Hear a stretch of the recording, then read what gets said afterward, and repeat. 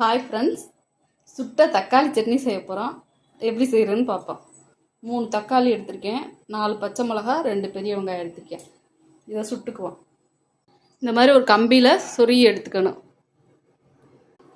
இதில் எல்லாத்துலேயும் எண்ணெய் தடவிக்கிட்டேன். இப்போ நல்லா வாட்டி எடுத்துக்குவோம். அதெல்லாம் நல்லா கருகிற வரைக்கும் வாட்டணும். இந்த தோலெல்லாம் கருகி வரும், அது வரைக்கும் வாட்டணும்.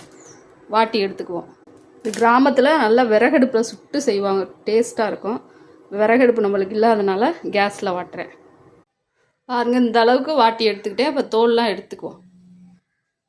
இந்த மாதிரி தோலெல்லாம் உரித்து எடுத்துக்கிட்டே இப்போ மிக்சியில் உப்பு சேர்த்து கொஞ்சமாக புளி சேர்த்து அரைச்சிக்குவோம். அரைச்சி எடுத்துக்கிட்டே இப்போ சட்னியை தாளிச்சுக்குவோம். எண்ணெய் சூடாகிருக்கு. காஞ்ச மிளகா, கருவேப்பிலை போட்டுக்கிறேன். கடுகு உளுந்த பருப்பு போட்டுக்கிறேன்.